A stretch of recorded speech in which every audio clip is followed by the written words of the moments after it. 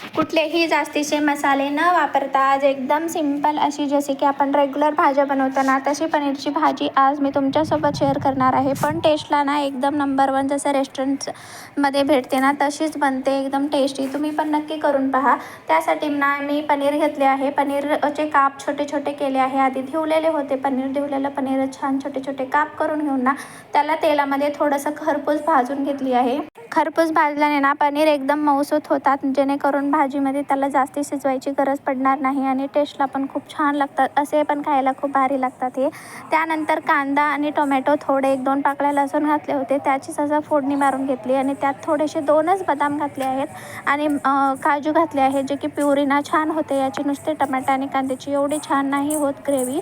थोडेसे काजू घालायचं कंपल्सरी कुठल्याही ग्रेव्ही भाजीला, जेणेकरून ना आपल्या भाजीला खूप छान असा टेस्ट होतो काजू घातल्याने. त्यानंतर थोडंसं मी भाजून घेतले छान खरपूस. त्यानंतर थंड झाल्यानंतर ना मिक्सरच्या भांड्यामध्ये ग्रेव्ही एकदम पेस्ट करून घेतली, एकदम प्युरी म्हणजे बारीक अशी. त्यानंतर ना फोडणीसाठी 2 टीस्पून ना तेल घेतलं आहे, गोडं तेल, आणि मी बटर वगैरे काहीच नाही वापरलं आहे. खूप अशी सिंपल आपण रेग्युलर भाज्यासारखी भाजी बनवली आहे. त्यामध्ये फक्त मीठ आणि मोहरी आणि जिरा एवढंच काही ते घातलं होतं. त्यानंतर ग्रेव्ही घालून घेतली. ग्रेव्हीमध्ये छान असं ग्रेव्ही शिजून आल्यानंतर त्यामध्ये मीठ आणि मिरची, हळद आणि आपल्याकडे जो रेग्युलर मसाला असतो गरम मसाला तोच मी घातला आहे. तुमच्याकडे जर कुठला दुसरा मसाला असेल तर तुम्ही जे काही मसाले आहेत ते घालू शकता.